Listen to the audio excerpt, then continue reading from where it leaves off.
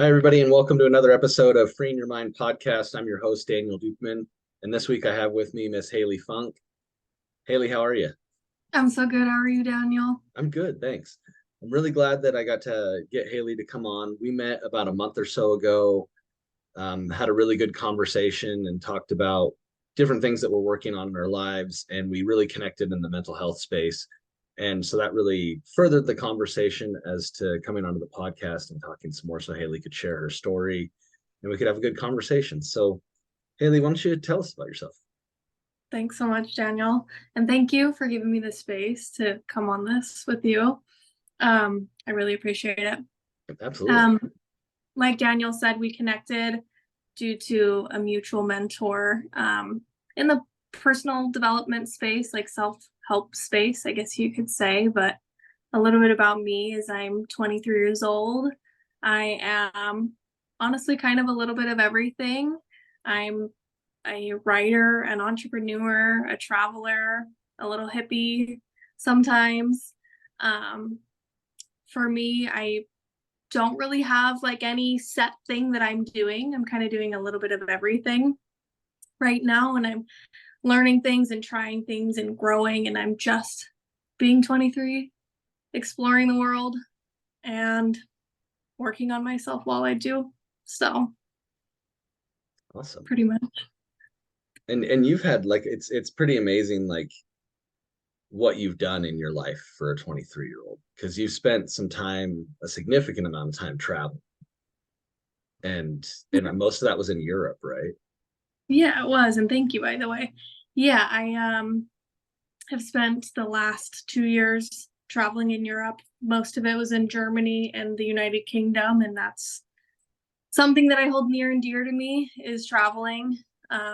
It's just one of those things where I feel super aligned in my soul. I have a little I don't know if you can see it very well. It's a little world ring and I have it tattooed on me and it's just I call it itchy feet. I've had it since I was little. I just want to go somewhere, got to go somewhere. So that's something that I was fortunate enough to dive into a little bit as soon as I was old enough. So yeah. Nice. That's great.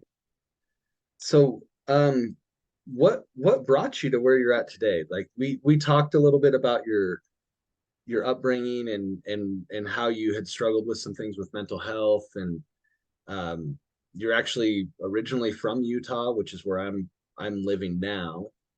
So Mhm. what kind of brought all this to light to you? Like how did this start with your story? As far as like how did I start getting into like personal development? Yeah. It's a good question. I don't think that there was like really one like earth-shattering like moment that I really had that was like I never really started with the intention of like, oh, I'm gonna like grow myself into some amazing person, right? And I don't really think that's how most people kind of start into that, you know what I Mm, mean? I just honestly remember being in like such a dark place, um, where I just honestly had no confidence in myself. I went through a really bad breakup as well, and I just felt like I was alone. This was 2020, beginning of 2020, so right when a lot of things were starting to like close down, I just had a lot of time to be alone. And I remember the first book, I have it sitting on a shelf over there and I've read it over and over again. But I picked up a book and it's called The Compound Effect by Darren Hardy.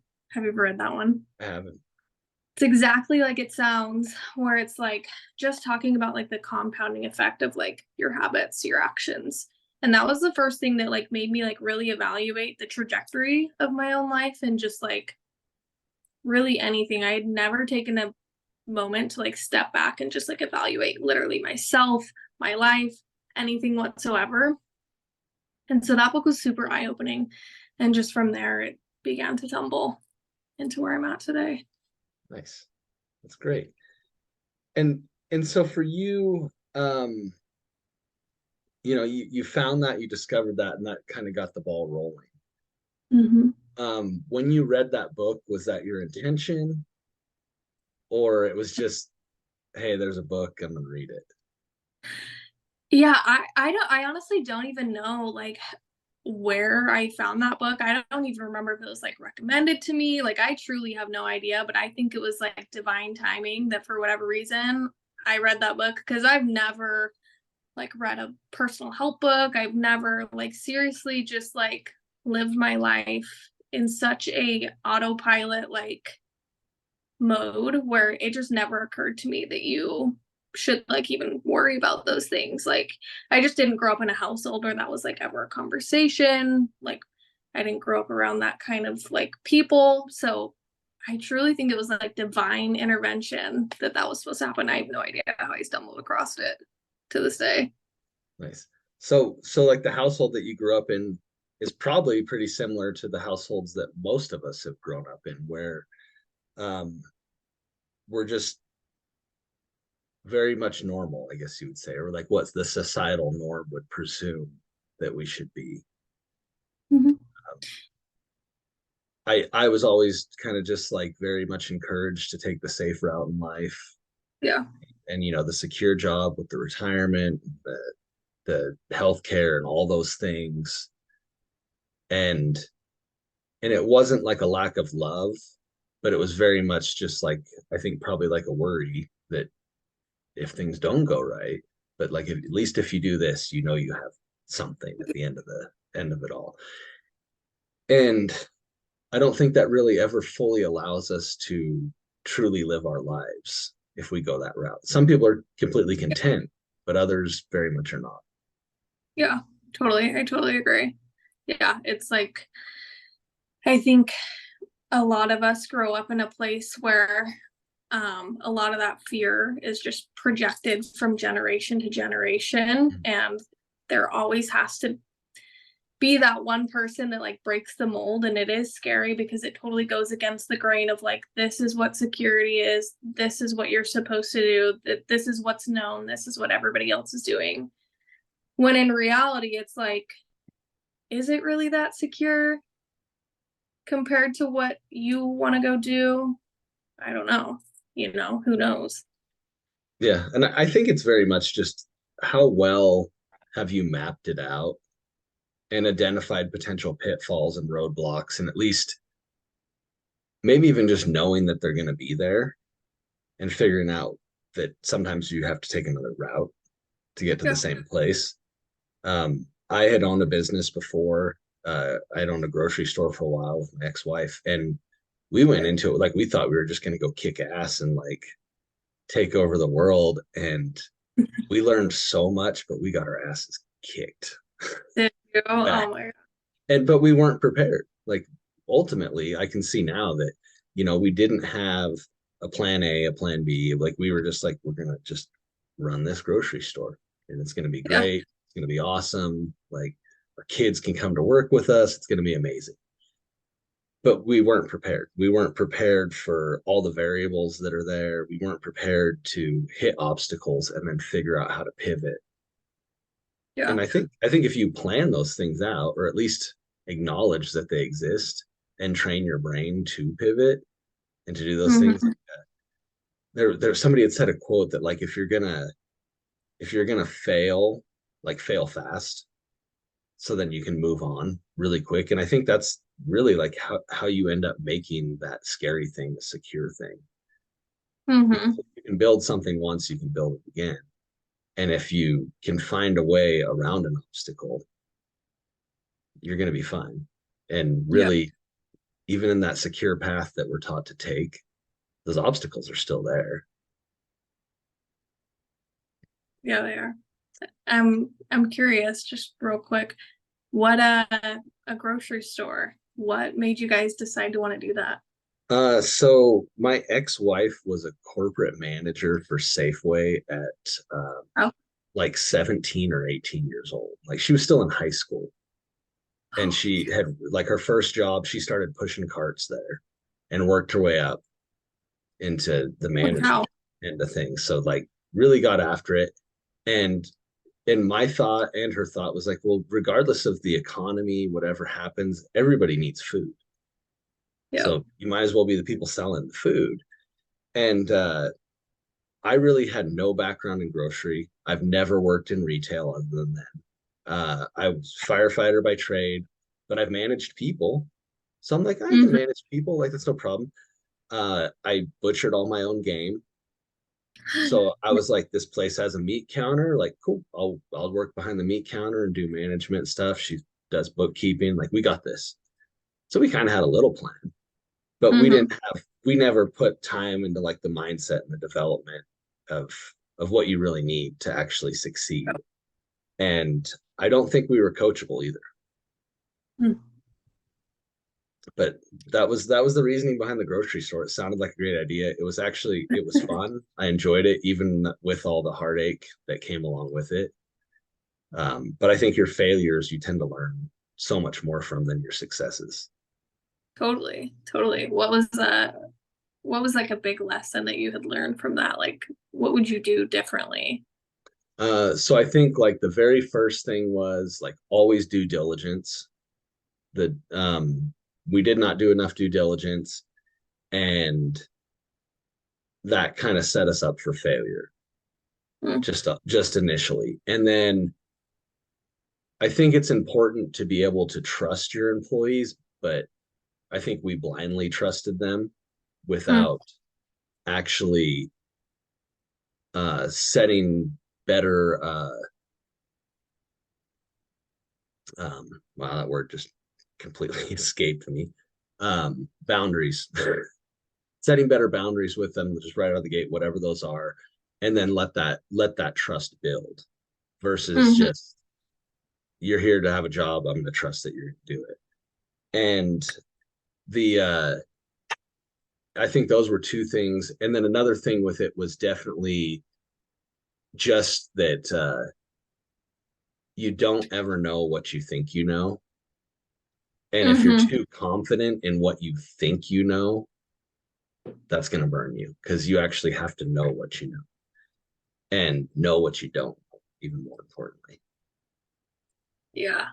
So That's there was a lot there, and I continue to learn lessons. That's the cool part that I'm finding now because it's been almost 10 years, really. and occasionally something will just pop into my head that I'm like, oh, there's another little lesson from that, another little nugget. And so to continue to learn from it and to be able to accept it that it's a lesson that needs to be learned, Mhm.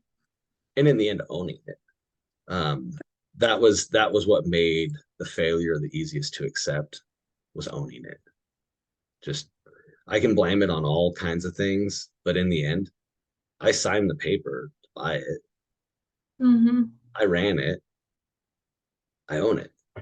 And so because of that, that just accept ownership of everything.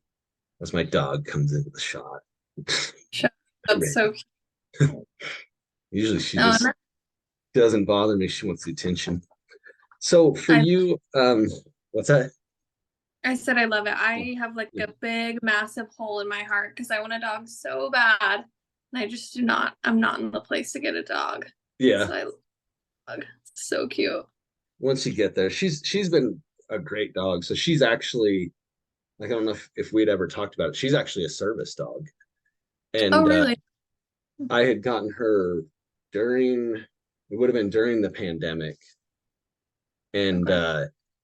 I my therapist and some other people were like, yeah, you should get a service dog. And I'm like, okay. And, trying to figure out what that really was. And initially I was just like, I'm getting a dog because my other dog had died. And I wanted her to be really well trained. And I had a trainer come and evaluate her. And I was like, I'm kind of thinking about this. And he's like, she'll be perfect for that. And I was like, well, then I guess that's what I got her for. And so we went through the Mhm. process. But I mean, she's been like for a long time now, she just kind of rolls with me. She's pretty spoiled now because I don't need her as much because I've worked on that mental health game and Yeah. really evolved and grown to where initially when I had her, I mean, she would go everywhere with me. Really. And and I still take her, like I go to the store, I take her with me because it's her job. It's what she knows. But I mean, she would wake me up if I had night terrors. She's been on plane rides with me. I mean, taking her to huge concerts with massive crowds, and she just rolls with it. It's great. Cool. But with her, one of the things that I found was just the effort that I put into training her with the trainer was very therapeutic and healing. And Mm-hmm. then the I didn't even know if she was going to do anything because all the training was just obedience. And I was like, yeah, well, what about this? Like they say they just know, and he's like, they do.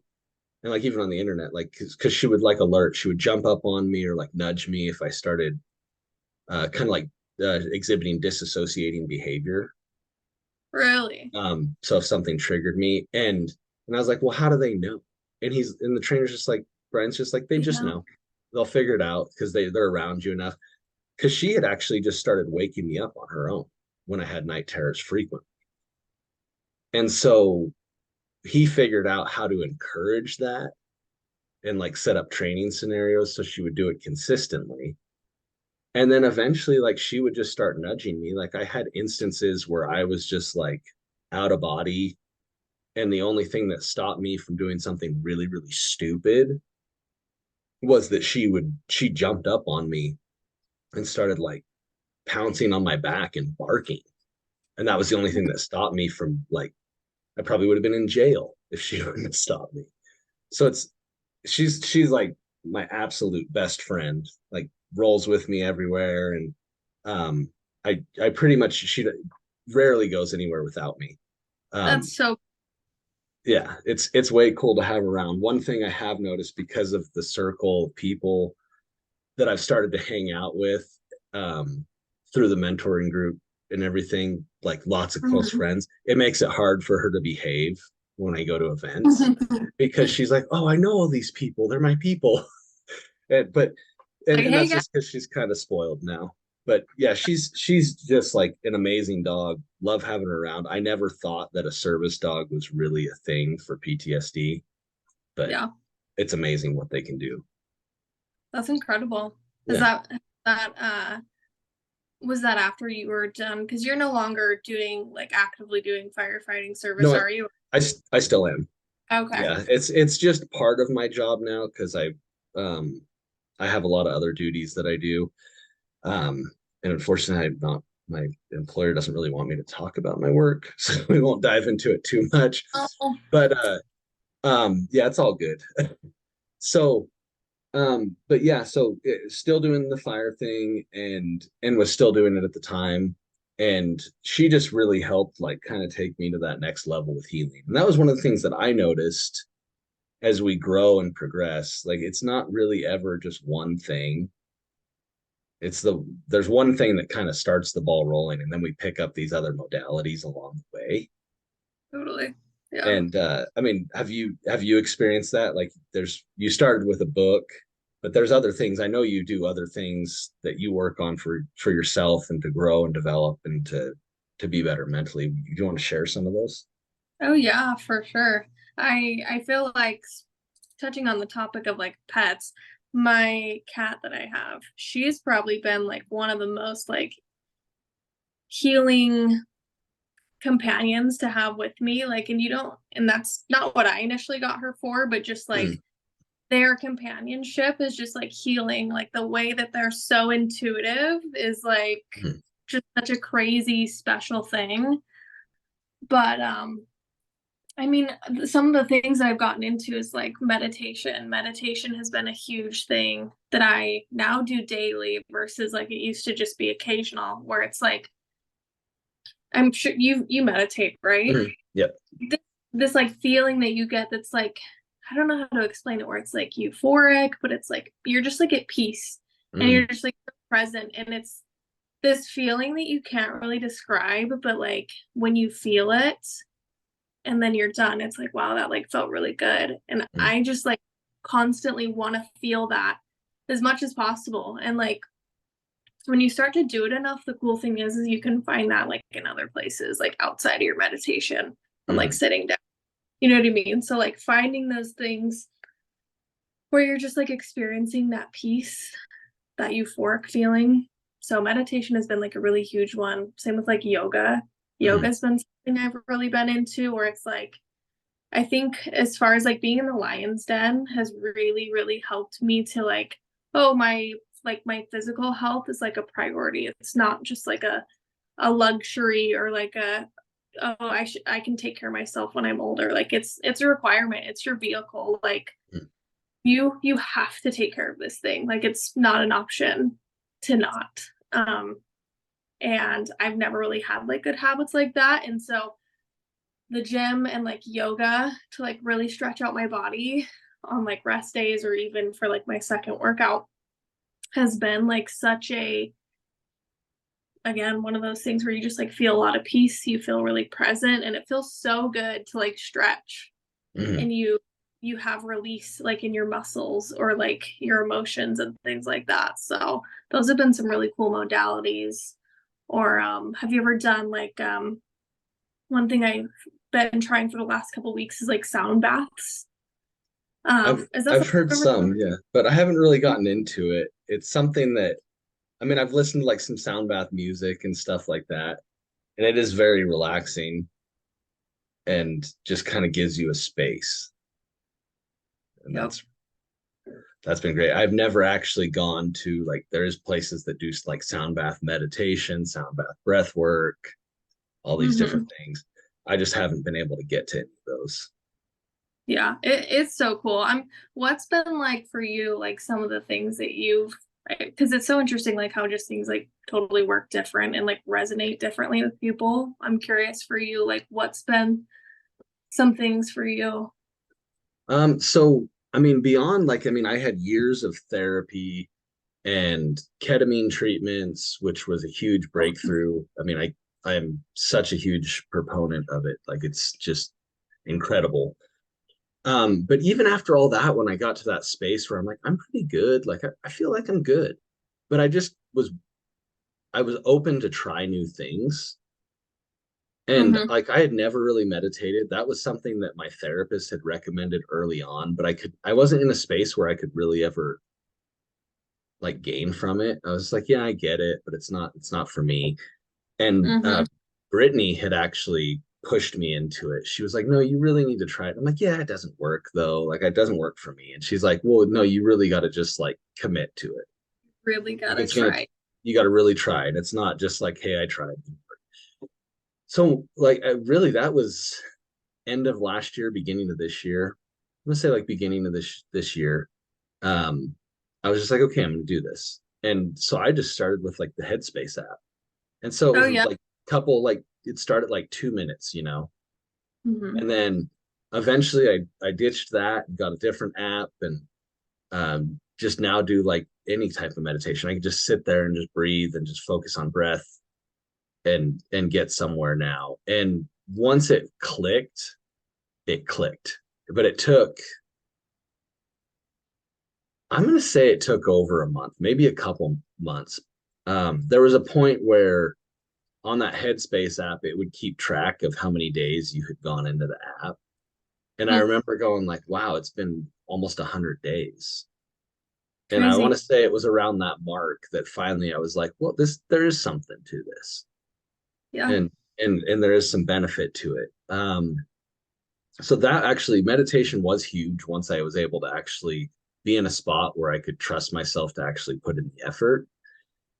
And the other thing that was a game changer was breath work. Mm.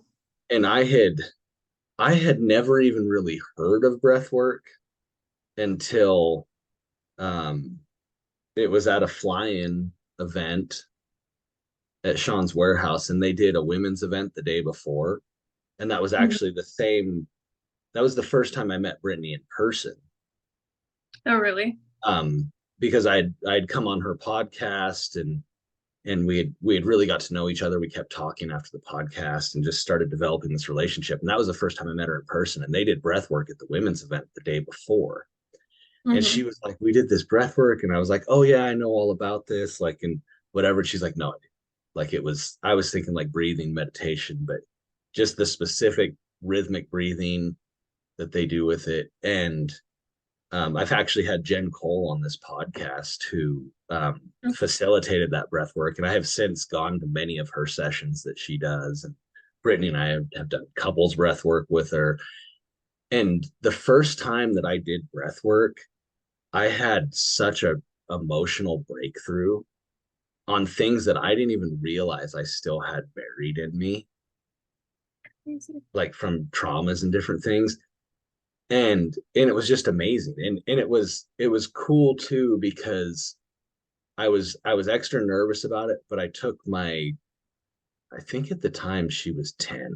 I took my 10-year-old with me. Mm-hmm. He wanted to go, and I'm like, it's kind of weird. It's like some hippie stuff, and like I haven't really done it, and like it's pretty intense from what I hear. And she was all about like just let's just try it, let's just try it. And so I was kind of worried about it, but it blew her mind too. Like Really? she was just like it was a very powerful experience where we were both working on like some emotional stuff, and like I'm crying, she's laying next to me, I can hear her crying, and I'm like in this space where I'm like I want to like just embrace her, but she's going through this and I'm going through this. But Mm-hmm. like it was a powerful connective thing afterwards. And like I think if you haven't done breath work, especially in a group setting, it is so wild how everybody just like connects. Like every time I've done it in a group session, somebody always says they're like if like they usually share a little bit afterwards on what they're Mm-hmm. feeling things. And somebody always says like, because we're all strangers, and they're like, I don't really know any of you guys here, but I just want to let you know I love all of you. Like somebody Yep. always says it. So there's this connection, and it's just an incredible thing that you can get your brain into that space just by breathing. It's Um, crazy. It's yeah, breath work, stuff like that, like any just kind of group experience is like one of those things where like the collective energy in the room is so potent and so mm, pure and just like abundant and high vibe where it's like you really do feel like you can be in a room of strangers, but it's like you are feeling like the humanness of like being human mm, with each and nothing has to be said yeah. And to that's feel it. powerful, especially at this day and age where people are very filtered and shut Mhm. off. Emotionally, a lot of us are closed, and then we perceive what we see about everybody's life based off of social media, which is like mega, mega filtered because Yeah. very rarely do we post like, hey, today was a terrible day. My dog got ran over by a car. Yeah. It just sucked. Everything went wrong. We don't want to share that stuff. We want to share the vacation pictures and the cool things that we're doing. So to be on that level where everybody's in that kind of collective space of healing is a beautiful space. It is. It totally is. Yeah. I think that right there has also been one of those things that's like so powerful and probably the most like one of the most healing things is to heal with other people. Mm, It's it's it's like when you're working on like really anything, whether it's one like collective project or like collective goal or just like the intention of healing, it's so much more powerful when you have other people's energy going towards that same intention. yes. Yeah, Yeah, it's super.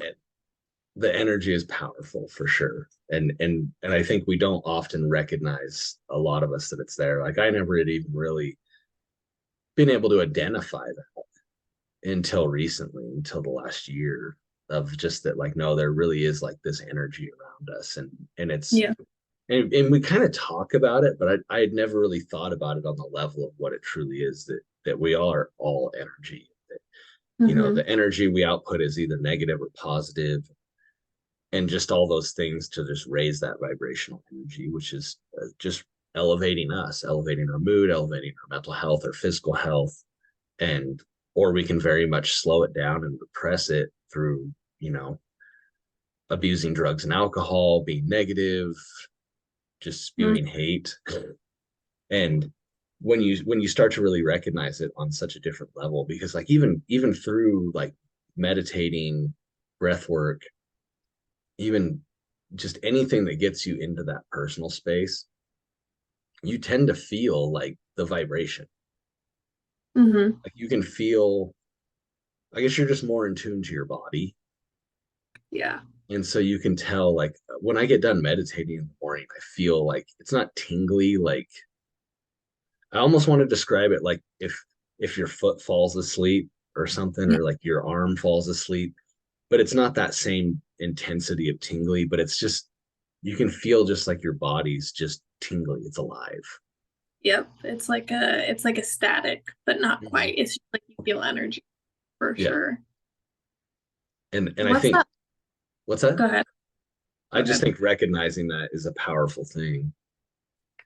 It is. It's yeah, I think it's one of those things too where it's like once you've learned it and you become consciously aware of certain things, you can never become like unconscious of them again. Like there's Mhm. no going back. And it's so interesting. Like it feels like somebody just flipped the light switch on. It's like, oh, like you really do see the world so differently after you've seen it differently. You can never go back to like Mhm. the way you were. So I was gonna ask you because I know Brittany's like in the same kind of space. What's that like being in like a relationship where you have two people both doing very powerful things, like with what you're doing here on the podcast and in your own life, and like integrating these little seeds into your kid's life, and then also dating somebody who's like also very deep in that themselves. What's that been like for you? So it is a really cool thing. I love it. Um, I think that because we're so much into that, there's a lot of power there. So we do Mhm. fight. Um, like we fight a lot, and there's times I'm like, why on earth do we fight so much? But I think so much of it is just we're just very passionate. Yep. So we kind of let that passion spill over onto each other a little bit, and then we both just receive it sometimes the wrong way. Yeah. But it's cool to have a partner that wants to to use that energy for good and to do Mhm. those things. I mean, we're both doing our things independently, but we have, you know, ambitions in the future of collaborating on some more things other than just like occasionally we'll do a podcast together type of thing, but just to help people on a bigger scale. We both are very desirous to start a nonprofit that revolves around mental health, and I can't like I can't say it's really far out, but it's like in my mind, I very much mapped out like how I want to build it and make it Mhm. work. And in her mind, she's also somewhat done the same. And just occasionally we just like share that together and just kind of see where it goes. And I think as we get both in a spot where we're closer and have figured out all the ins and outs of how to actually implement it and make it happen, Mhm. um, it'll be an amazing thing. And so much about it, um, the main thing that's important to me is I don't want like nonprofits or for profit. I mean, Yeah. everybody thinks, oh, a nonprofit, like they don't make any money. They make money, and they have to because um, you have overhead costs. You have staff that runs it and implements so much thing, goes out and tries to solicit donations for fundraising, people who manage that money, and so there's always like the top three or four people in nonprofits, if you really were to look at it, that make they're probably all six-figure a year earners off the Right. nonprofit. Then you have a lot of lower level people that are invested in the mission, but they're not Mhm. making a ton of money. So a big thing that's important to me is I want to fund the nonprofit from a private source, like that I don't have to worry about people's donations going to Mhm. pay the staff. I want to build something, a vehicle that will pay for the staff. Yeah. So that way all the donations actually go to the mission. Mission. That's And awesome. that way it takes that stigma or that the bad taste that some people have for some nonprofits that are very obviously like that, and Hmm. it takes that away. So yes, there's people making money, but they won't be making money off of donations. Yeah, like Like yeah, I'll I, figure out how to pay it. yeah, because it's like you as a person who is donating your money, like that's the purpose behind why you're donating it is that mission. And so I think that's really like have a plan of like, okay, this is like where I really want to drive these donations towards. And it's really motivating. That's such a motivating cause too, when it's so much bigger than yourself. Mhm. And I know kind of you told me a little bit about your mental health journey. Is that, I'm assuming that's why you want to have a, Yeah, absolutely. And a lot of it stemmed from, when I was in therapy initially, they were very much, I had been told by doctors and therapists and clinical psychologists, and they're just like, hey, you need to be done. Like you've seen too much, like you're not in a good space. Like we can fix that, but you need to be done. You need to be done with where you're being exposed to the traumatic events. And I didn't disagree with them, but the holdup was always like, well, what are you going to do? And they would ask, like, I mean, uh my therapist, Heather, she would always ask that. And I was like, I don't know, I want to help people. Mhm. And she'd say, well, what does that look like? I'm like, I don't freaking know. I'm a firefighter. I help people. You tell me. You're telling me I shouldn't do this anymore, even though I want to help people, but this isn't helping me. And so it Yeah. took a long time. And so once my mental health got into a good space, that was what formed so much of kind of the mission. And as it continues to grow and evolve, a lot of it was just sharing the message initially. Mhm. I didn't think anybody wanted to hear the message, but was very much encouraged to share the message. And about that through our group. I mean, Sean is very much like, hey, share your story, like Yeah. regardless of what it is. Like, yes, it's for attention, but it's for the attention that you want from it. It's, Mhm. people either only caring that everybody knows that they went to Starbucks today, or and every day, or that they're sharing their story because there's something bigger to it. And whatever it is what it is. But for me, I was scared to share that story, and I didn't think anybody cared. But once I shared it, and a bunch of people reached out to me on social media, some that I knew, some that I didn't know, that really exploded it. Really? And I had shared it a little bit when I used to drive Uber. During COVID, they wouldn't let anybody in the front seat, so Remy would ride in the front seat with me.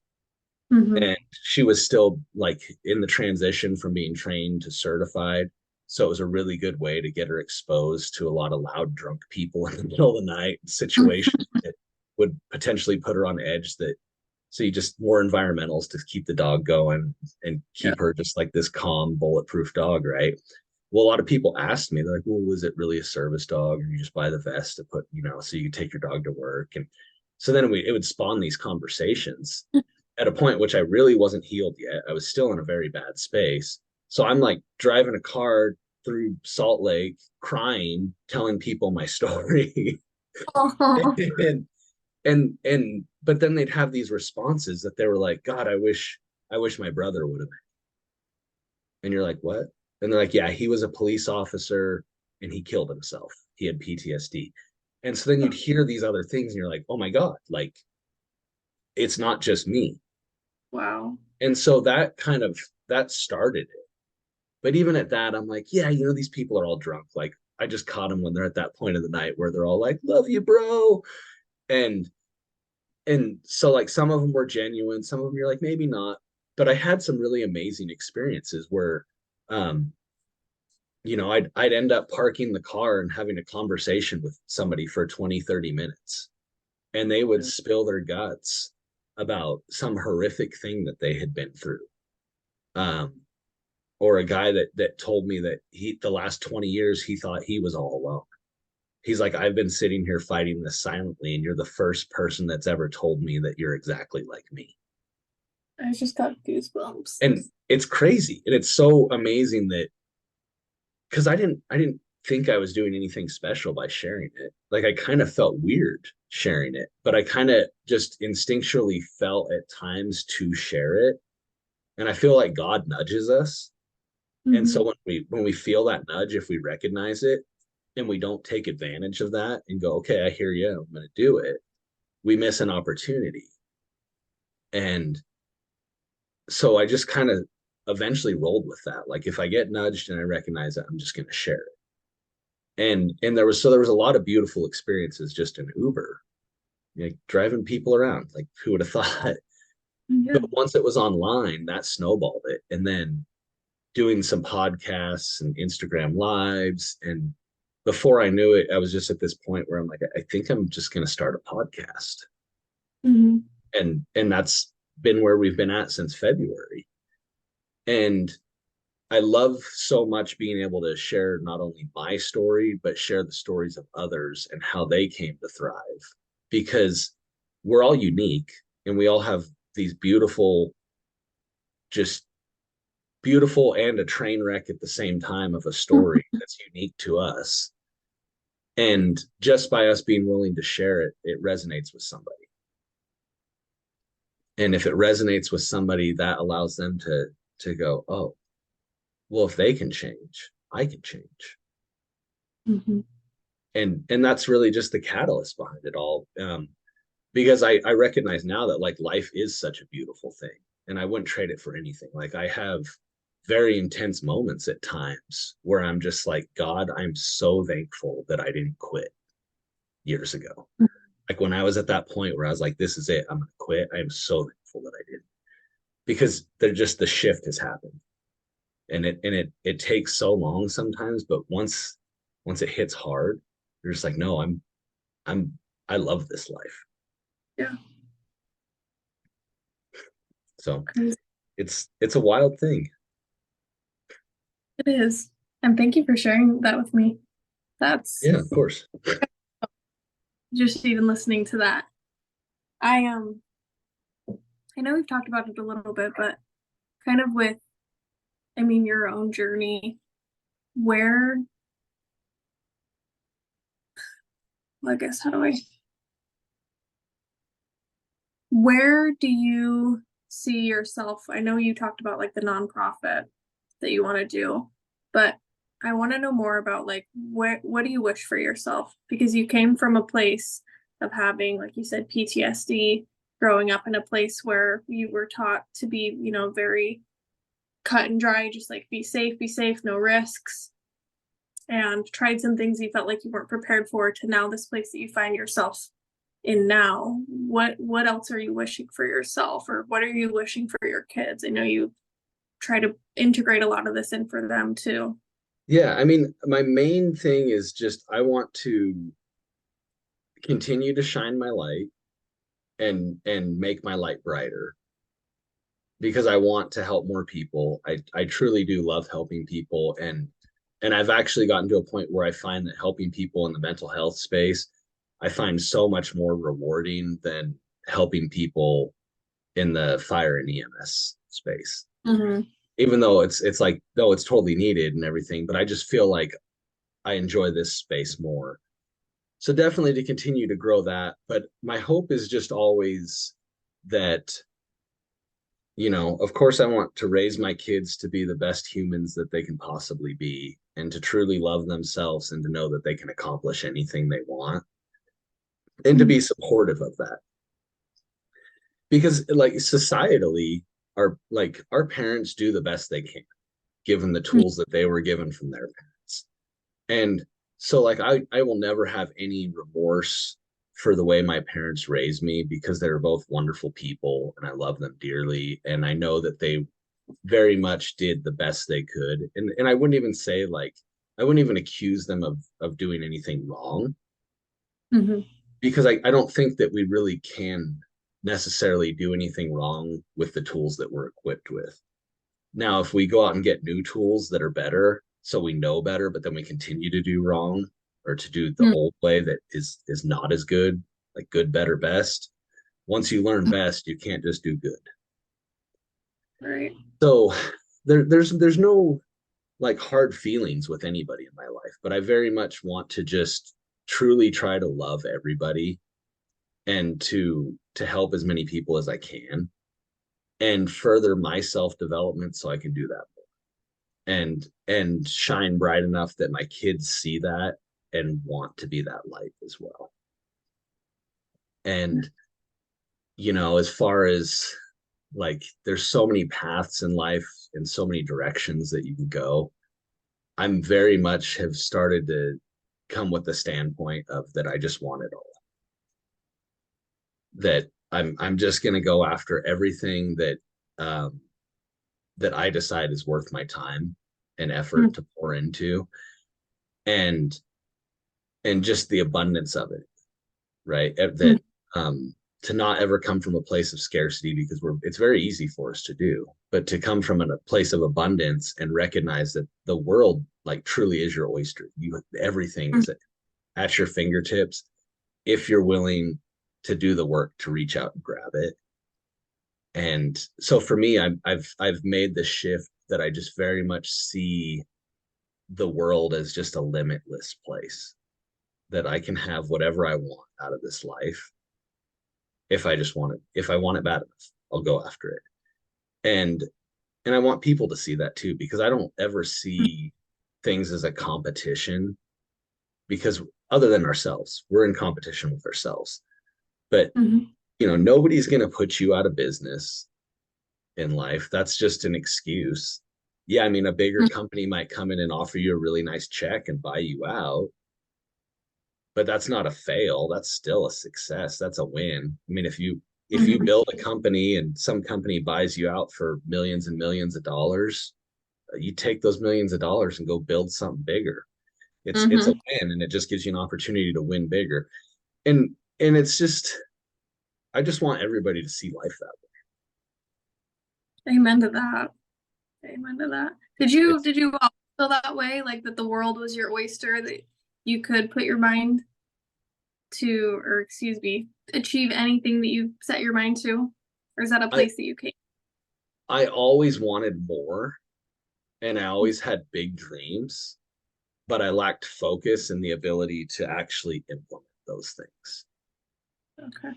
So I would just kind of like, yeah, I'm going to do this. And like, I had big dreams of all kinds of stuff. I mean, I bought my first house with my brother when I was 24 or 25, I think, Hmm. and did some work on it, lived in it for a few years, um, moved out and rented it out for a lot of years. And I had all these dreams that, like, man, I'm just going to start, just buy the next property, do this and do that. But I never had the focus or discipline to do it. Hmm. I just squirrel off and chase different things. So now very much I've forced myself to stay on task, because Stay focused. it's really easy to grab the new thing, because I love learning new things. Mm-hmm. And like, I know we've talked about that you're working on a lot of different things, and so it gets really easy to like, college wasn't for me, because I just wanted to like take a class and learn something specific from that class. And then once I was like, yep, that's enough. That's all I want to learn about it. I'm moving on. So for Mm-hmm. me, like, getting a degree was just not in the cards, because I didn't want to sit through a class that I didn't see value in. And even to this day, like, if there was something I wanted to learn about, and there was a college course I could go take, Mm-hmm. I'd walk out of class when I decided I learned what I wanted to learn from it. So to me, being able to just focus on, this is my goal, and I have to do everything possible to achieve it. Like, you had talked about health as a priority. Uh, Mm-hmm. I didn't really ever work out consistently on my own. Like, I'd work out at the fire station and stuff, but it was never like, for a lot of years, it was never a priority for me, until just really like this last year, it really became a priority. And I've just in the last few months refined it in a way that it's like almost the first thing I do every morning. Mm-hmm. And I think it's funny, because I do like put it up on my story all the time, like me on the treadmill at 4 in the morning. And it's such a stupid hour, 3 o'clock, to get up. So early. I see that. I'm like, Daniel, go you, because I'm sound asleep at 4 a.m. It's impressive. But it was the only way that I could do it before work. I have to be at work at 7. Oh my gosh. So I'd get home at night and I'd be like, I don't want to go to the gym. Mm-mm. So about the only way I'd get there is if I drank a bunch of pre-workout, or an energy drink, and got all spooled up so I could go to the gym, and then I'd be up all night Oh yeah. because it was just too Just late for caffeine. yeah. Oh my gosh. No, So that's crazy. I am. But I found that it works. And you know, I sleep in on the weekends until 5 a.m. Oh, wow. because I don't want to sleep in. I do want to sleep in more, but it screws me up if I sleep in too late to get Yeah. back on that schedule during the week. But I think, you know, like all those things that we're working on in life, just having that regimen and Mm-hmm. that routine, and I think the morning routine captures most of it, but then just things throughout the day to keep us on track. But I Mm-hmm. mean, you know, in our group we talk a lot about core four, like power, passion, purpose, and production, and all things that we need to work on every day. And that's like the elements that help you to achieve and have the best relationships with self, with others, with deity, with our business, with our health, our mindset, everything. Mm-hmm. and and a lot of people, like virtually every mentoring group, coaching group, has the same thing. It's just called something different. And Mm-hmm. to do those things and just get them out of the way, it doesn't really get them out of the way, but it lays the foundation for an awesome day. Totally. And even if your day ends up sucking and nothing goes as planned, for me, I've found that because I've done all those things, it makes it so I can deal with the BS that comes through that day. 100%. I was just thinking about this today. Like it really is like core four, for example, just touching on all of those areas, just taking a little bite, a little bite, a little bite every single day. That's hard. Like it's hard to be consistent, honestly, and it takes work, but the feeling of it, just like you said, is it sets you up to feel like you just show up as a different type of a person when Mm, you those commitments to yourself and like you're continuously like showing up and pushing yourself, and there's like, I don't know, your words just hold like a different weight when you truly do what you say, versus it's also really hard to just not do anything at all because it feels crappy. um and it's like, you know how you like choose your hard, like you can pick your hard, you can also like pick your good too. Like mm, sitting on the couch and like eating junk food, that feels good, but so does going to the gym. That mm, also feels good. So it's like picking which level of good, because for me, I feel like going to the gym and like the long term compound of that, like that good feels so much better in mm, comparison to the good of like the instant gratification of like, oh, I'm just gonna throw all responsibility out the window, and like that feels good for now, but like long term, just that level of good is like so much less. So like you really do pick and choose your good and your hard. It's mm. just a matter of which one do you want to have, and it totally sets you up to be a different kind of person. And then that's what like leads you into not only a better space with yourself and your mental health, but then when you like feel good inwards, that's where you can go out and do the things like start a podcast, start holding a space for other people to come and share those stories. Or like I'm in the space now where I'm like, yeah, like I want to have some like business endeavors, whereas like 5 7 years ago, never would I ever put myself out there to try those sorts of things. So when you show up and you feel good inwards, you then translate that outwards. Mm. It really is that, like there's no secret to it. It really is just like keeping those commitments to yourself and like showing up day after day after day. There's no quick fix. It really is that. Yeah, absolutely. I mean, 100% it is. And even through the process of getting into that, there, like, I just told myself that for a long time because I knew what, like, instinctually, you know, and you're Mm-hmm. being told by people who have done that in order to round out their lives and to find the success and happiness that they want in life.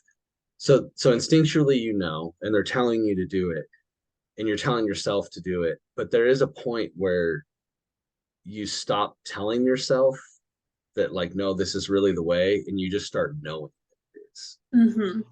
And Mm-hmm. when that shift happens, that's a really cool shift. Yeah. And one of the things that I noticed for me, there was a time where I was just going to the gym because I'm like, I need to go to the gym every day. And like, you know, I wasn't happy with my body. And then I'm still want to improve my body. but I was like just kind of all over the place and not really focused and just going through the motions. And one day I got done and I asked myself, could I have pushed myself harder? And I was like, Mm. yeah, you you totally could have pushed yourself harder. And I was like, all right, well, tomorrow I'm gonna push myself harder. So the next day I went in and I did the same thing. And now every day when I leave the gym, I ask myself that.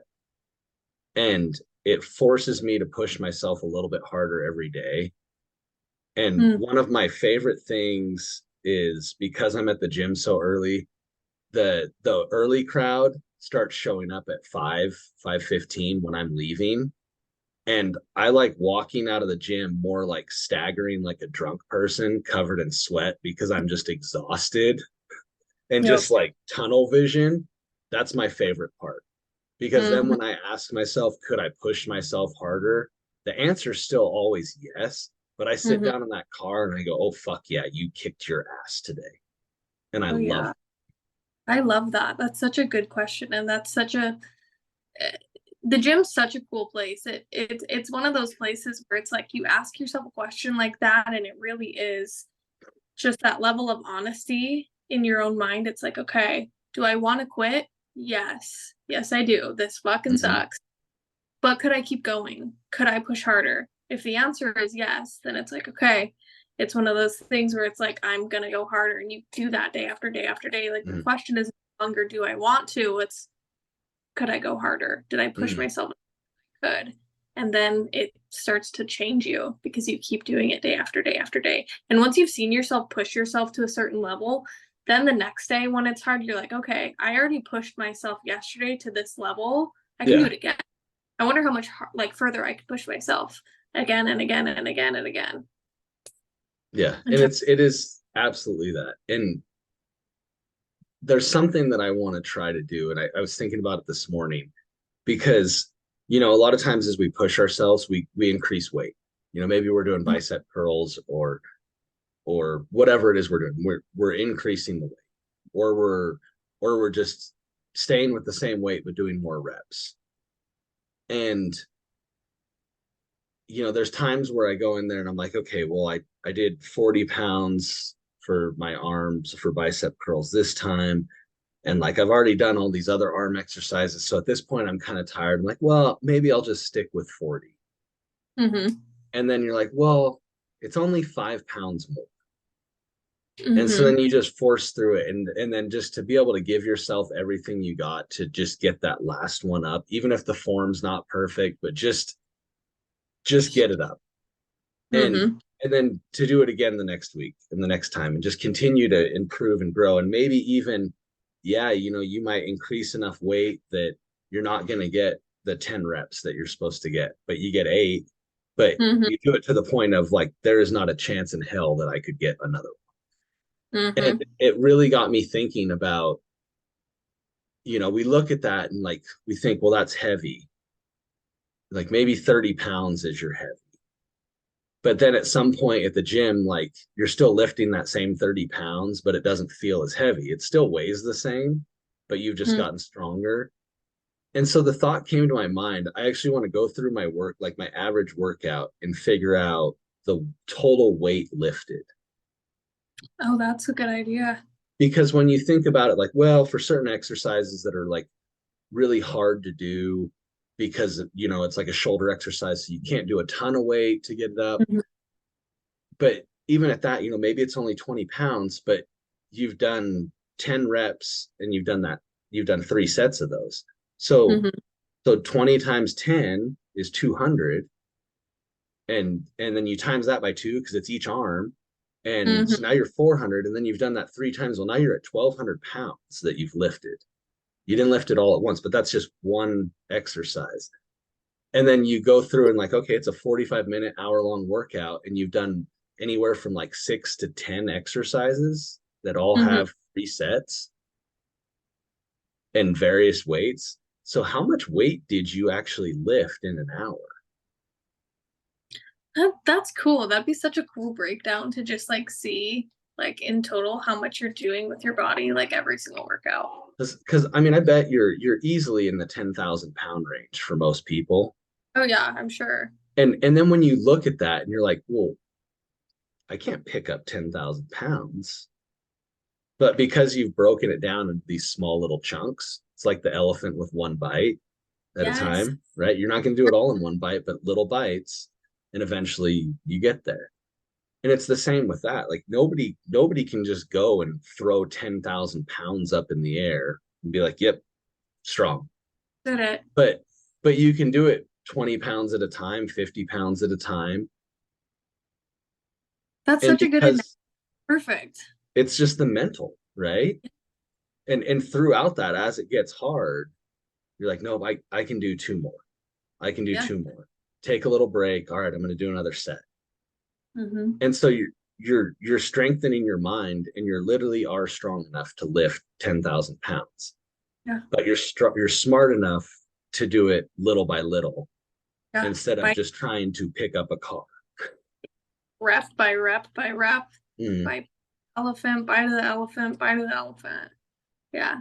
That's such a good analogy for it too. Because it yeah. really is. That's So cool. so it just popped in my head too on the fitness thing. So I think I'm kind of the odd guy at the gym. What's your music preference when you work out? Mine? Oh gosh. It kind of depends. Today I actually, what did I listen to today? I actually so I have an audiobook. I never listen to audiobooks in the gym Mm, ever because I can't like focus on my rep count while I'm mm, working out. But I'm listening to this audiobook right now. I think it's like the creative act or like the creative art of some, I don't even know. It's something about creativity and it's just broken down into like 10-15 minute little chapters and they're just like little nuggets. So I mm, usually listen to like a few of those, but sometimes it's 80s music, sometimes it's 2000s music, sometimes it's just straight up like beats. Sometimes it's nothing at all. It's kind of all over the board. Sometimes nice. I'll listen to straight up heartbroken songs and I'm like not heartbroken because I'm like I love like the passion in them. I love a passionate heartbroken song or just like a song like that, but I don't want to listen to it when I'm like sad. It's Mm, like my friends think I'm so weird for it and I'm like I don't want to listen to sad music when I'm sad because then it makes me even more sad. So I'm mm. going to listen to it when I'm good. I'm in the gym. So, what about you? I'm kind of all over the board. So I will listen to podcasts occasionally. Most of the time I actually listen to like meditation music. Oh, that's cool. And like years ago when I ran more, when I was in my Mhm. 20s, like I would listen to a lot of like bluegrass and like slow country music. That's cool. And people always thought that that was weird because they're like, no, I need something upbeat. I'm running. But for me, it like calmed down my mind, and Hmm. it was like almost like a soothing thing. So that's what I found with like the meditation music, or just even like, there's like all these like different music that's like to some different hertz. Oh, yeah. It's all really calm. It's still basically like meditative, very soothing stuff. And I'll just listen to a lot of that. And uh I don't know why. It's just, to me, it just makes everything better. I love, Occasionally I will listen to something really upbeat. And usually when that happens, it's because whatever I had on my iTunes playing ended, and then it just kicks something else in.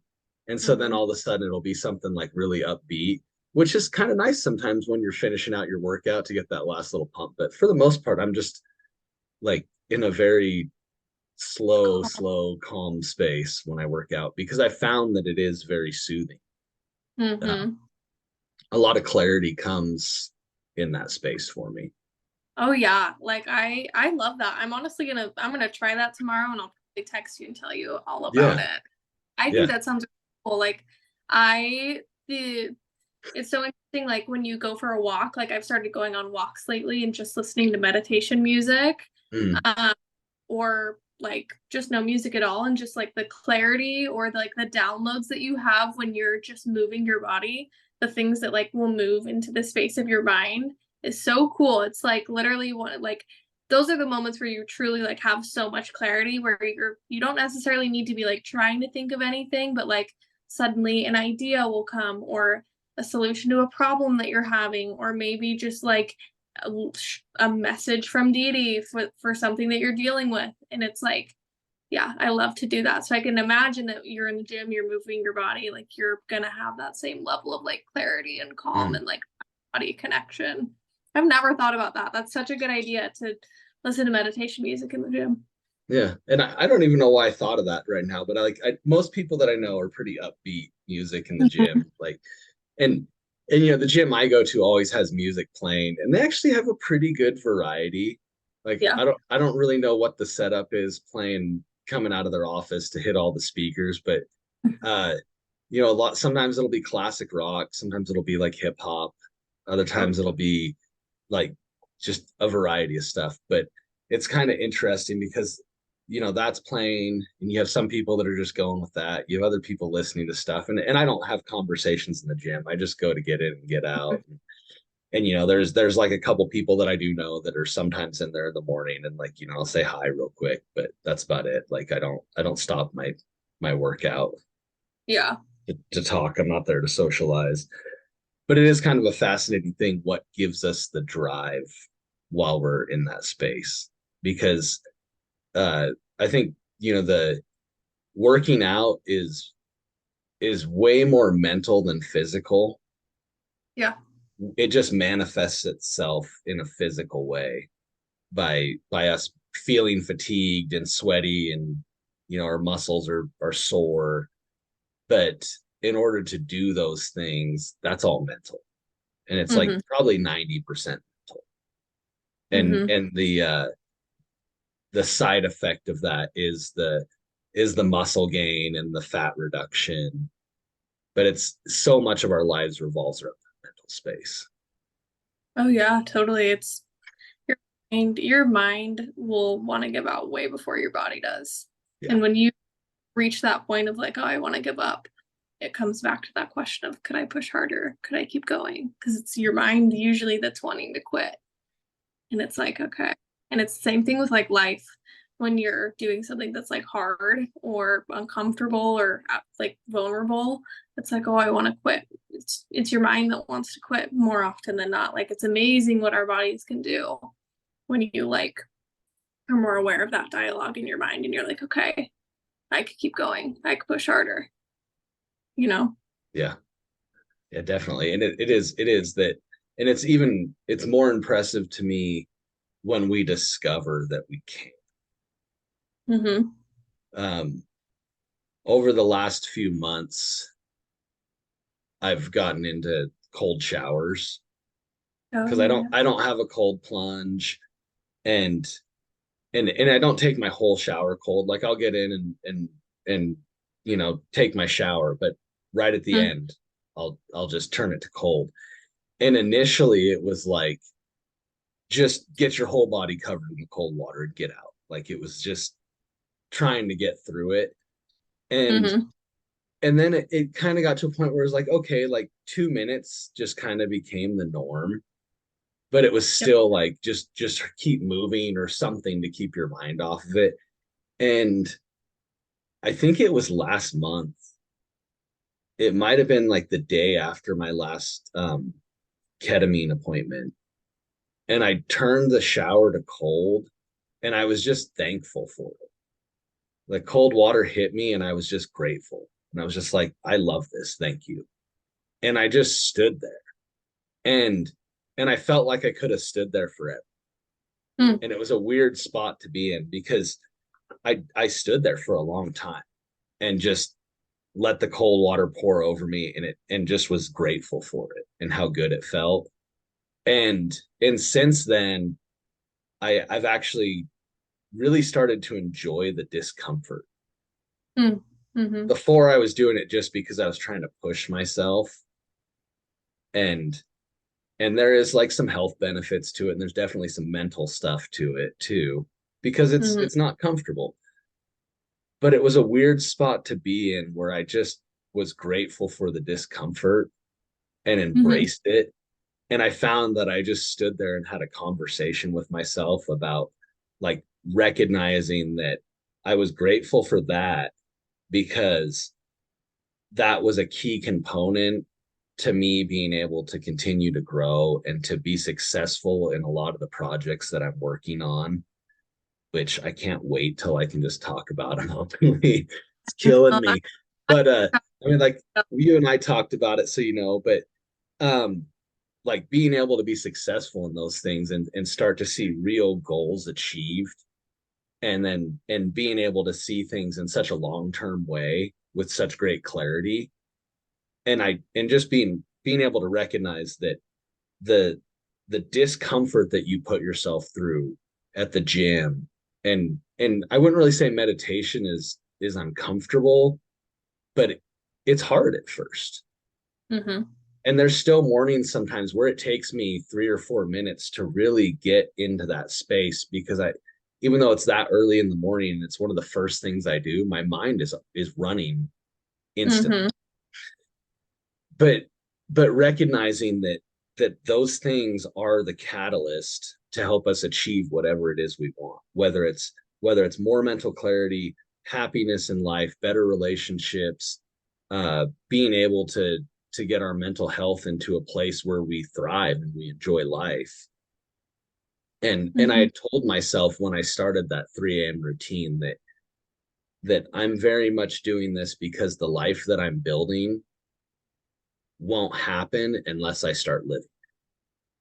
mm And so if I'm not truly committed to taking these steps every day, even knowing that it starts at 3 a.m. and it may not be that way forever, and soon it probably won't be, and it'll be a better time to start that routine. But if I'm not willing to do it when it's really hard right now, then I'll never be able to do it when it's easy. And that hmm sounds backwards, but hard times make you. hmm Like all of our hardest experiences in life are what molded us and shaped us into the next best version of ourselves.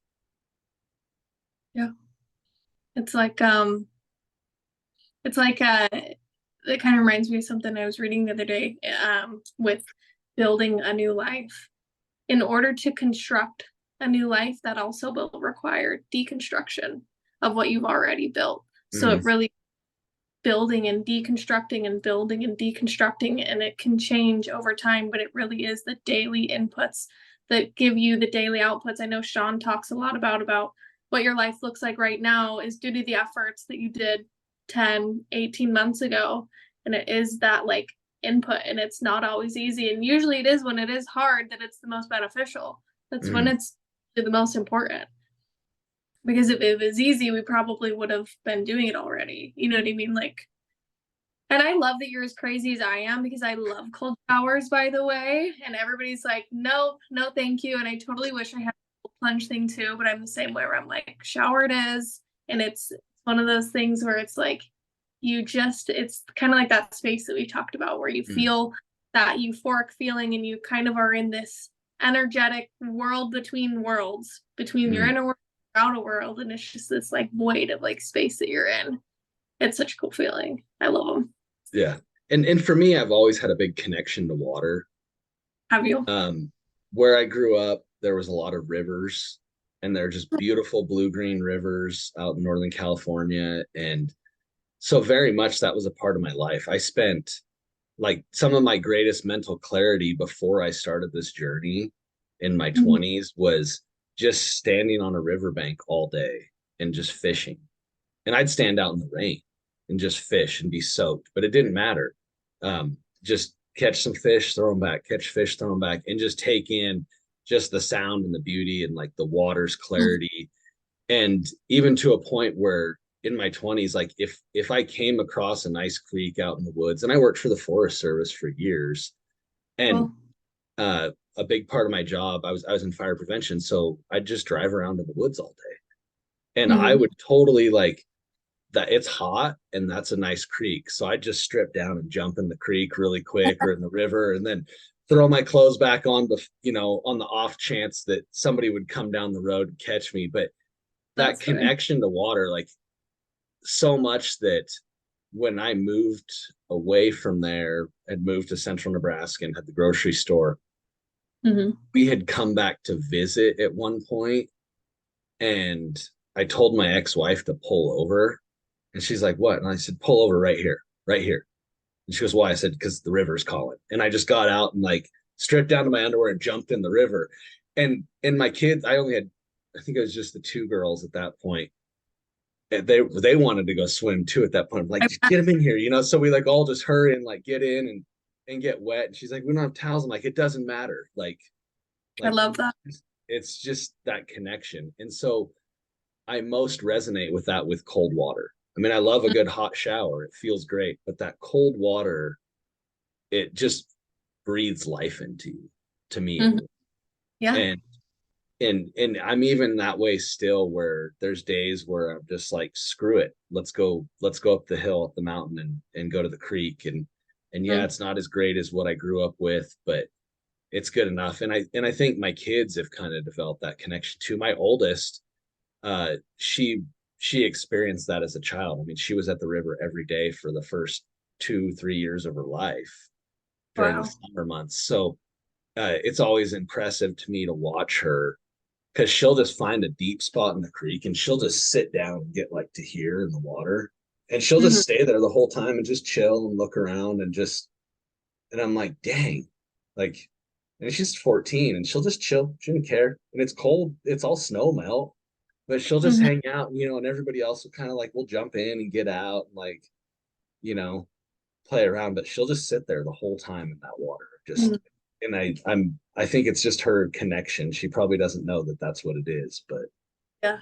I'm um, sure that's for you. I'm sure you probably see a lot of parts of yourself in them too. oh yeah, and That was, it's just a wild thing. I mean, like what feeds us is important. yeah, I love that. So, um, let's you talked about a card game that you're making. I don't even know what I time we started recording this, but the conversation's going, so we're just rolling with it. know Um, we so Hailey, one of her projects is she's working on this card game, and I'll let you explain it and kind of the premise and thought process about what you're creating. okay. Yeah, I was telling you I'm creating this card game. One thing that's really helped me, we talked modalities. One for me has been like thought work and asking a lot of questions and probing and just being curious. And I feel like how we experience the world really is like through our own mind, through our own eyes. And, that's going to be how we also experience relationships with other people, is also how we're going to experience our relationship with ourselves. And it all starts with you. And so I started to create a card game, just making a game out of honestly the questions that I already ask myself. They're really random. They're literally on flashcards right now, but I I guess my intention behind this brand that I'm creating is I used to think that I was like supposed to just feel happy, and because I didn't feel happy, I thought that there was something wrong. And it wasn't until I learned that we're just supposed to feel, and we're supposed to feel everything. We're not just supposed to feel happy, but we're supposed to feel it all.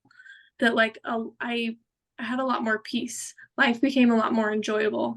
I I developed a better relationship with myself. I started to like myself more because I was not putting all of this pressure to feel happy.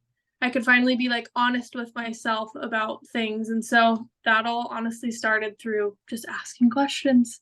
And so if you're okay with it, I'll just pull some random ones and we can just kind of ping back and forth. Yeah. Well, let's see. Okay, let's start with okay, this question right here.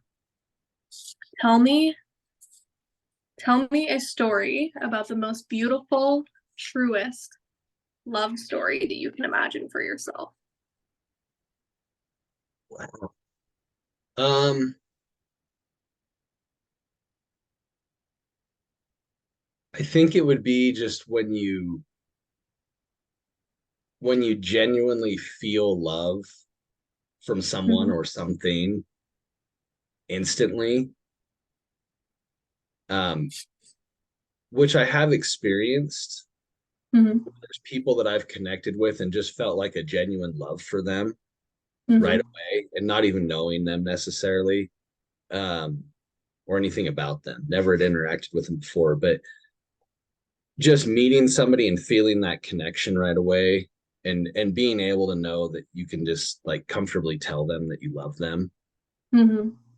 and which for me has become a big part of my life. Like I had actually told Brittany very early on that I loved her. Like we hadn't even met in person. I said, I just want to tell you that I love you. And I Hmm. said, don't take that the wrong way, but I just think that like people should be able to genuinely express their love for other people, and not, especially men, because that's Hmm. not a guy thing, and it was never me, but we should genuinely be able to express our love for one another Hmm. without it being a weird thing. And I do that often. Like a lot of the people that I interact with now, like even on social media, and people will comment and stuff, and then like will say something, comment on their post or something, or and just say, hey, just wanted to let you know I love you, brother.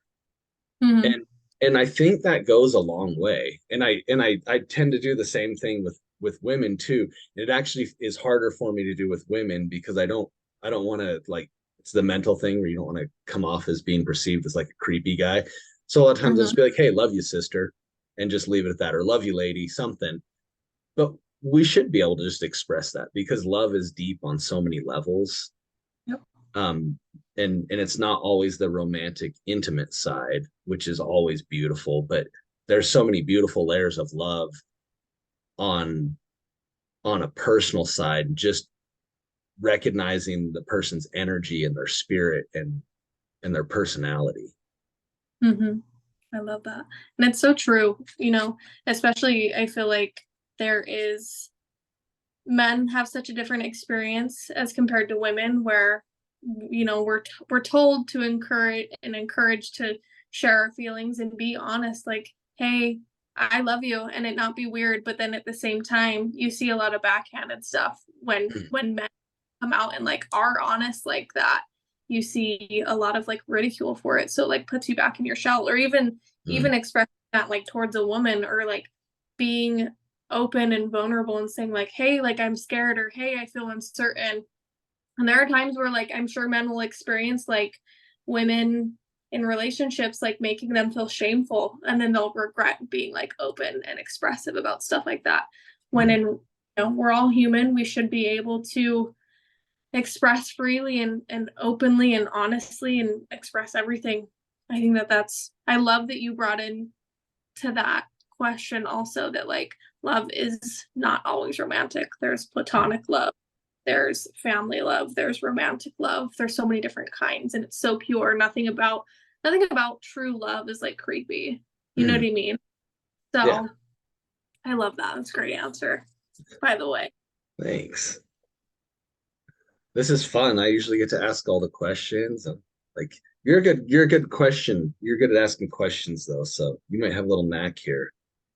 Thank you. I appreciate it. I do like asking questions. I like to ask myself questions, and I like to ask people questions too. Let's see. Okay, I have another good one. Okay. Curious about this. What's been beautiful about life today? Today, um, so on Fridays I usually get off of work a little early because most weeks we hit our 40 hours Thursday. We're pretty close to it. So Mm-hmm. um, try to minimize overtime. And so I'd come home and worked on some things, scheduled some appointments and things that I needed to take care of next week, and a little prep for this podcast. And then I uh I left and went and picked my girls up from school. And Mm-hmm. they're on their days with their mom right now. And so picked up the younger two from elementary school. My oldest, Barrett, was in middle school. So she gets home before him, rides the bus. So I dropped him off, went in the house to say hi to Barrett and everything, and just ended up having like a really good conversation with Barrett. And usually there's a lot of times where we don't connect because Mm-hmm. she is so much just, she's a lot like me, where she like thinks about a lot of things and like has the conversations with herself. And so we just talked through like a class that she wasn't happy about. and like maybe that she might meet with the counselor next week to change it, but was unsure if she wanted to because it might end up being an okay class. And just how she holds a lot of things like I do or used to, where it's just like it's on your chest and it's just emotionally overloading and it's hard. And then you're not really doing anything. Like you sit with two sides and you can't choose. Well, we just had this really good conversation where I fortunately was able to just break it down to her in a way that it connected. And I love when that happens with us. Hmm. And to where I was like, okay, let's just reverse engineer this and like pick out how you want to do this and prioritize and everything else. And just ended up having a great conversation about that, and a great conversation about, her maybe going to an event that we're going to in a few Hmm. weeks, and that she's kind of been on the fence about, but would be a good opportunity because she has so many talents, but like teenagers are hard because we don't I know when I was a teenager, I didn't see my value. Like I only saw like how everybody else was better. Yep. And it's weird. I don't know how we get programmed that way, but that was how I was programmed. And Hmm. so I always saw that. Like I spent most of my life not thinking that I had a lot of self-worth really. Like I was more confident out of high school for a while. But in school, like I didn't think that there was anything exceptional about me really. I was just kind of like my thing. And then I just became cocky to try to force that. But to be Hmm. able to have those conversations with her where she starts to see that, and you can see her perk up and like realize little things that like, Hmm. no, like you're better than you give yourself credit for. And then like the acknowledgement that she wants to be better. Like that makes me really proud as a dad because I want my kids to just thrive and be happy and to be able to connect with them on that level. um I never thought as a parent that that was part of parenting. I don't know, I just never saw it. Like it happens, it's a total natural part of parenting, but I never thought that like that would be a part of my parenting. Hmm. I And love so that. it was just a beautiful conversation, and it was great, and like an hour flew by in an instant, and like I cherish those. They're awesome. That's awesome. Yeah. Feel like that's one of the parts of parenting you probably don't expect to like enjoy the most. And it is those like small, I, on the reverse side of it, the older I've gotten, I remember being a teenager and just like very unaware of a lot of what I'm aware of now. And those moments where I have connections with my dad are super rewarding, super fulfilling. Like I grow to love my parents like the older I get.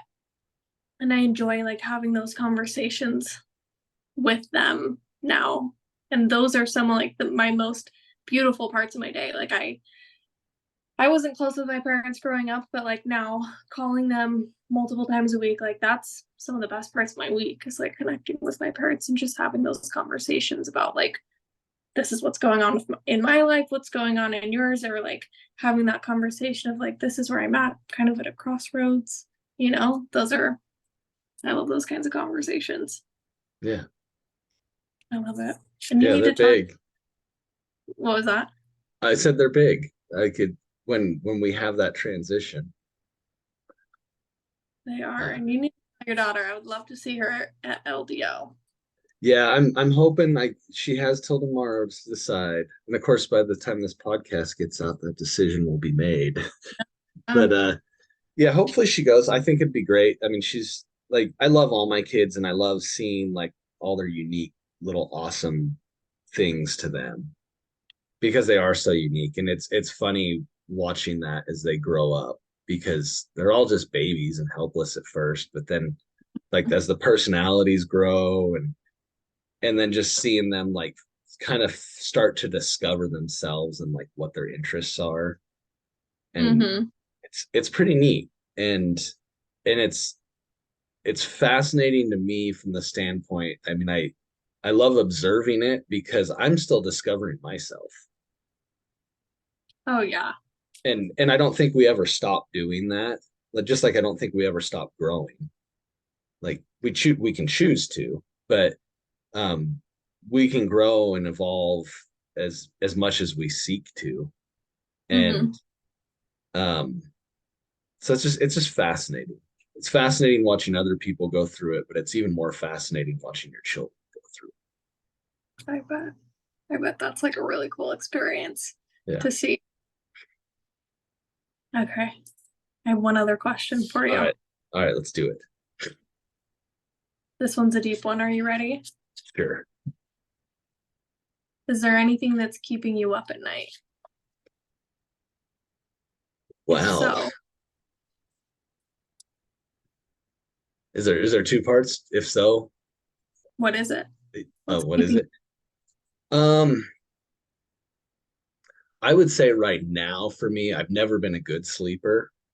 I've worked Mhm. really hard on that in the last few years. That was why I drove Uber at nights for so long on the weekends because I was awake anyways. So I figured I might as well make money. Um, but I've gotten pretty good at like putting myself to bed at an appropriate time. When for years I ran on 3, 4 hours of sleep. Lately, what's keeping me up is just I know I'm right at the point of achieving my next goal fully, which opens the doors for the next one to just flow in. Like I can Mhm. feel it and I know it's there. And it's so close that I'm actually, I mean, it has to be, it's what I'm doing right now on it is so calculated because the last choice that I have to make on this is really crucial because Mhm. it's gonna dictate how the next several years go Wow. with the next goal. And I see the importance of it and everybody that knows uh is like take your time on this. But Mhm. to me, there's this sense of urgency that um the more I research what that decision is going to be, the more I learn, and then the better questions I ask as I research more. So I'm Mhm. seeing it on a much deeper level today than I was yesterday. And every day it's been like that. But I lie awake at night because I have this sense of urgency to get going and get that piece of the puzzle done so the Mhm. next pieces can fall into place because I've gained so much clarity because of the work that I've done where I can actually see the framework clearly in my mind for this and starting a nonprofit, funding it, and all these pieces that I'm not sure if it's a 3 year thing, a 10 year thing, but I can clearly see it all. And Mhm. so, and because I can see it so clearly, I so badly want to put that last piece in place. I mean, it's like Yeah. turning the key in the car to get Yeah. the car to start, to get the engine going and just push on the throttle. And I'm so ready for that. But I know that I have to be careful with the last decision so that it Mhm. puts me in the best position to build the rest of this. Oh yeah. That's awesome. So So you're awake at night having this vision being built. That's yeah, what's gears are turning of like, yeah. okay, this vision is we're building, we're building, we're building. And that's honestly one of the better things that could be keeping you up at night, to be honest. And that is a big shift because a few years ago it was like guilt, regret, depression, just hating life, all those things. So Mm-hmm. I'll take that any day And over the other stuff. yeah, and that's honestly that's really cool to hear because I feel like I'm in the same place as you where I'm building something for myself right now, and I find myself also laying awake at night building this vision. Um, versus before it used to be like, oh, like I feel behind or like what if this doesn't work out for me or and it was just like this spiral versus now the vision is something that gets you to pop out of bed in the morning where you're like, okay, let's get at it. Like as soon as your feet hit the floor, like I'm letting God know I'm awake and I'm thankful I woke up today and I'm ready to let go after this Mhm. thing. And every single day it's like learning and building and the vision and the path becomes more clear every single day. And it's kind of like you mentioned earlier, whereas like the destination is always going to be the same, and sometimes the path will change a little bit. And just to kind of share something that I was thinking about that kind of touches on this is like I had some things go wrong with some of the things that I've been planning for my vision, where everything feels so calculated and one thing affects the other. And it felt like this wasn't going to be possible. And when I was in the gym having this moment of clarity, I was like, God or deity or the universe or whatever wouldn't co-create this vision with me just to show me or stick it to me that it's not doable. Mm. It is. God would not co-create this vision in my mind just to tell me that it's not possible. And it was one of those things where it's like the destination does not change. It's the path. Mm. So, you know what I mean? And you just keep on going and going, and it builds and it becomes more clear as time goes on. And it's such a fun process. Yeah. Versus before, it used to be, like you said, a lot of shame, a lot of guilt. I'll take it any day too. Yeah.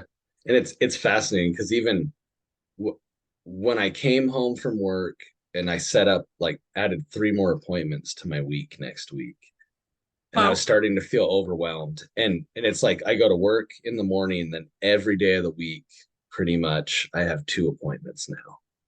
Hmm. And then I'm trying to keep Friday open because I won't have my kids next weekend. So I'll go down and visit Brittany and Draper, and so I'm trying to keep that open. And I started to just kind of feel like anxious and like getting to that space of anxiety and just like, this is bad, and like, I can't do it. And the first thing that popped in my head, and I thought this was really cool, was I recognized and I said, this is that part where you've been asking for all these things that you're building and you can see like just right on the horizon. Mm-hmm. And now it's like getting unbearable a little bit and feeling like that. And I said, this is God making sure that you want this. Mm. This is God saying, hey, it's hard right now, isn't it? Are you sure you want all these things you've been asking me for? And I've heard other people talk about that. And I was backing out of the driveway and that popped into my head. And the very next thing that popped into my head was, yes, I absolutely want this. I'll figure Wow. it out. Wow, I love that. And it's such a cool spot, um, when we can get to these places, because I Mm-hmm. think anybody can do it. I really, truly do. Mm-hmm. It's just the desire to do it. Yeah.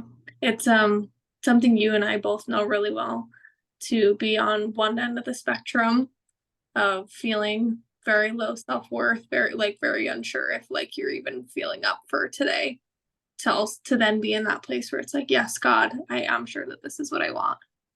You know? Yeah, Like, it's kind of crazy when you it look is. back on it. It Yeah. is. It's a wild life. Yeah. I'm I'm uh I'm really excited for you because I think that at 23, if I was in the place that you were in at 23, I can only imagine where I'd be at now, 40. So I am so excited that our paths have crossed and that we've gotten to know each other, because I want to see your journey as you continue, because I think that if more people can get into this and getting their mental health right younger, it sets the course for their life to be so much more fruitful. And there's still going to be those hard times. There's still going to be those difficult times, but now we're equipped with the tools to handle those. Mhm. We're ready for battle. And Yeah. so I'm really excited to see where all your adventures take you, Hailey. And I'm really grateful that you came on the Thank you. podcast. This was totally just we went a lot different direction than we normally do, but I think it was a great conversation. I'm excited that we had it. Um, how can people find you if they wanted to reach out to you, learn more about you, any of those things? Yeah, I think the best place would probably be Instagram. That's where I'm most active right now. I want to say my username is Hales. It's Hails period Funk Funk. And that's the best place where you reach me for now is Instagram. Okay. And I will put that in the show notes as always, just Perfect. to make sure that anybody can find it. And I want to leave the final thought to you. Um, if there is anybody out there that's listening right now that's struggling with their mental health, struggling with their self-worth, and just really struggling to continue in life, what Hmm. would you say to them? It's a great question. I think it would be kind of what we touched on a little bit. I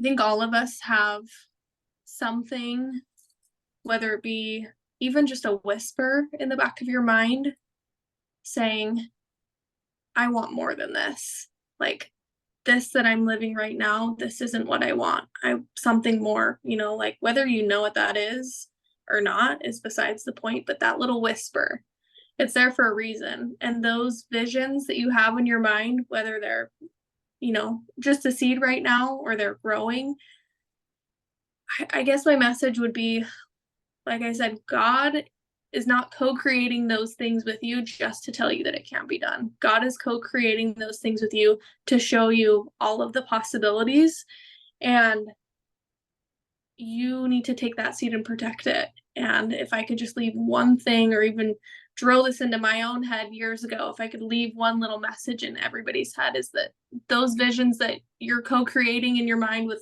the universe or God is there for a reason. It is there for you to bring those things to life if you so choose to. Listen to those little whispers. Let those little visions grow because they're there for a reason. So that would be it. That's awesome. That's beautiful. Thanks. Thank you. All right. Well, Hailey, it's been awesome. I loved this conversation. I can't wait for everybody to get to enjoy it.